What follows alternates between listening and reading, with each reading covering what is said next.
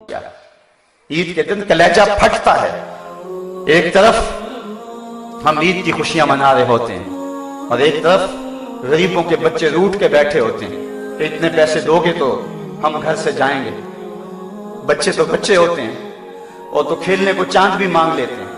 وہ مجھے واقعہ نہیں بھولتا اس گرل نامی عورت کا جس نے اپنے مزدور باپ سے کانچ کی چوڑیاں مانگی تھی اور باپ نے اس کو چوڑیاں مہیا نہ کر سکا تو اگلے دن اخبار میں تصویر چھپی کہ وہ پھندے سے جھول گئی اور وہ معصوم 7 سال کی بچی وہ خودکشی کر گئی کہ اس کے باپ نے اس کو کانچ کی چوڑیاں نہ لے سکی.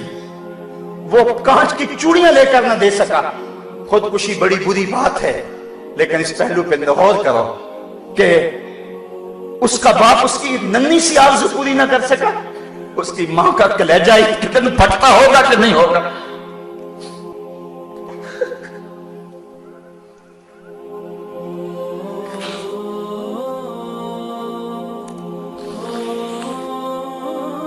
عالی نصب کوٹھیوں میں رہنے والوں غریبوں کی جھونپڑیوں کو بھی دیکھو. بڑی بڑی کاروں میں گھومنے والوں ان پیدل چلتے لوگوں کے دکھوں کو بھی سمجھو. اپنے گھروں میں گھی کے چراغ جلانے والوں ان لوگوں کو بھی دیکھو جو نان شبینہ کو ترستے ہیں. رات کو جن کے گھر میں چولہا روشن نہیں ہوتا. 7-8 سال قبل میں ایک دن بازار گیا. چھوٹی عید کا دن تھا. میرے ساتھ میرا بھائی بھی تھا. تو میں نے کہا کہ گھر جا رہے ہیں چلو کوئی چیز لے جائیں آج عید کا دن ہے. تو مچھلی بازار میں چلے گئے. تو میں نے وہاں ایک عجیب منظر دیکھا جو آج تک مجھے بھول نہیں سکا. ہم نے اسے کہا کہ ہمیں مچھلی دے دے. تو وہ مچھلی کو صاف کر کے جب اس کو کاٹنے لگا تو اس کا سر ایک بالٹی میں ڈال دیا اور اس کے پیچھے دم اس نے تھوڑی سی زیادہ کاٹی اور تھوڑا سا گوشت بھی اس کے ساتھ چلا گیا وہ بھی بالٹی میں ڈال دیا. اس طرح جو بھی وہ مچھلی تیار کرتا تو سر اور دم بالٹی میں ڈالتا چلا جاتا. باقی اس کا جو بھی اس سے غلاظت اور جو کچھ بھی اس سے جو ہے وہ جھڑتا وہ نیچے پھینکتا چلا جاتا. تجسس تھا کہ یہ بالٹی میں کیوں ڈالتا. خیر تھوڑی دیر کے بعد میں نے دیکھا کہ ایک نوجوان آیا پیچھے سے. اس نے اس کو 10 روپے دیے اور اس نے اس بالٹی میں ہاتھ ڈالا اور چند مچھلی کے سر اور چند اس کی دمبے نکال کر کے ایک شاپر میں ڈال کے اس کو دے دی. حیران سا ہو گیا کہ اس نے یہ کیا کر دیا. خیال تھا کہ شاید یہ کوئی نوجوان سا ہے شاید کوئی کبوتروں کو ڈالتا ہوگا کوئی ایسا معاملہ ہوگا اس کا کوئی کبوتر کی غذا بناتا ہوگا. لیکن اس کے باوجود جو ہے وہ تجسس بڑھتا گیا. مجھ سے نہ رہا گیا. میں اس کے پیچھے چلا گیا. میں نے کہا کہ نوجوان اس کو کیا کرے گا. اس کی نظریں تھوڑی سی جھکیں اور مجھے کہنے لگا اس کا شوربہ بناؤں گا اور مچھلی کا مزہ مل جاتا ہے اس سے. صاحبوں میں عید کے دن کی بات سنا رہا ہوں اور اس ملک کی بات سنا رہا ہوں. جب اس ملک کے اندر لوگ ایسی زندگی عید کے دن بھی گزاریں گے تو پھر وہ پاک سرزمین شاد باد کا نعرہ تو نہیں لگائیں گے. وہ تو حکمرانوں کے گریبان نوچنے کو آئیں گے. وہ تو امیروں کے گھر دیکھ کے خوش نہیں ہوں گے. وہ تو کہیں گے ان محلات کو آگ لگ جائے. جو ہم غریبوں کے لیے نان شبینہ بھی میسر نہیں ہے. یہ میں بات جو ہے وہ اپنے معاشرے کا دکھ آپ کے سامنے رکھ رہا ہوں. اللہ قیامت کے دن اتنی دیر تک کسی شخص کو اپنے سامنے سے ہٹنے نہیں دے گا جب تک یہ پوچھ نہیں لے گا کہ وفیما انفقہ یہ مال تو نے کہاں خرچ کیا ہے. آج تو افطار پارٹی بھی ہم کرتے ہیں تو ہماری کوشش ہوتی ہے کہ اس میں بھی 2 عدد وزیر آ جائیں اور ہماری شہرت ہو جائے. غریبوں کو تو کوئی وہاں بھی نہیں پوچھتا ہے. ولیمہ ہوتا ہے تو اس وقت بھی ہم فہرست بناتے ہیں تو کہتے ہیں ان لوگوں کو بلائیں کہ جن کی وجہ سے ہمارے گھر کی زینت بنے اور کہیں فلاں فلاں لوگ آئے ہوئے ہیں. کبھی غریبوں کو بھی خیال کیا. سنو آمنہ کے لال کا فرمان شر الطعام طعام الولیمہ. بدترین کھانا ولیمے کا کھانا ہے جس میں غریبوں کو نہ بلایا جائے امیروں کو بلایا جائے. اللہ اکبر. کہا اتنی دیر تک اللہ ہٹنے نہیں دے گا اپنے سے جب تک پوچھ نہیں لے گا کہ تو نے خرچ کیا کیا. وَعَنْ عِلْمِهِ مَاذَا عَمِلَ بِهِ. اور 5ویں چیز اللہ بندے کو اپنے سامنے سے اتنی دیر تک ہٹنے نہیں دے گا جب تک اس کے علم کے بارے میں پوچھ نہ لے کہ تو نے عمل کہاں تک کیا. منبر پہ تو بولتا تھا تیری خطابت کے تو تن تنے تھے لیکن کیا تو خود بھی عمل کرتا تھا یا تیرا کردار کچھ اور تھا. کیوں بخلوت میرا بند کارے دیگر بھی کنن. خلوت میں تیری کرتوتیں اگر اور تھی اور منبر پہ اور طرح کا تو خطیب تھا تو پھر اللہ پوچھے گا قیامت کے دن. اگر اس کے قول و عمل میں تضاد نہ ہوا تو ہاتھ باندھ کے عرض کرے گا مالک جو توفیق ملی سے تیرے دین کی نوکری کرتا تھا. لیکن اگر اس نے منبر کی آبرو کو بیچا اور چائے کی پیالی پہ دین بیچا تو کل قیامت کے دن وہ کیا جواب دے گا؟ حضور فرماتے ہیں میں نے معراج کی رات کچھ لوگوں کو دیکھا لوہے کی کینچیوں سے ان کی زبانیں کاٹی جا رہی. میں نے پوچھا جبریل کون ہے؟ کہا ہؤلاء خطباء الفتنہ، یہ آپ کی امت کے وہ فتنہ پرور خطیب ہے جو زبان سے کچھ اور کہتے تھے، ان کا عمل کے ساتھ کچھ اور ہوتا ہے. جب زبان اور دل میں مطابقت نہ ہو تو لفظ دل میں اترنے کا فن نہیں جانتے.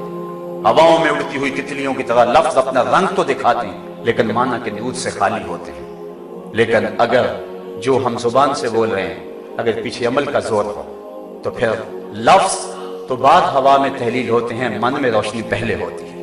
حضرت شاہ نقشبند بخاری علیہ رحمہ فرماتے جس شخص کی خاموشی فائدہ نہیں دیتی اس کی تقریر بھی فائدہ نہیں دیتی. آج کیا ہو گیا؟ مسجدوں کی کمی تو نہیں ہے، آج خطبات کی کمی تو نہیں ہے، لیکن اس کے باوجود دیکھ لیجئے کہ اثر نہیں ہو رہا. آج ہم وہ نہیں رہے. بال کہتا ہے کہ حج زکات سب کچھ ہے باقی مگر تو باقی نہیں ہے. آج ہم خود باقی نہیں ہے. وہ دور بھی دیکھیں کہ حضرت عمر فاروق رضی اللہ تعالیٰ عنہ کا دور ہے. ایک عورت مسجد میں نماز پڑھنے کے لیے آتی. عورتوں کا بھی ممانعت نہیں ہوئی تھی جماعت کے ساتھ مسجد میں نماز پڑھنے کی، تو وہ نماز پڑھنے آتی. ایک نوجوان راستہ روک کے کھڑا ہو جاتا. 2-4 دن اس نے دیکھا کہ یہ مزاحمت کرتا ہے. ایک دن کھڑی ہوگی، کہا کیا ماجرا ہے؟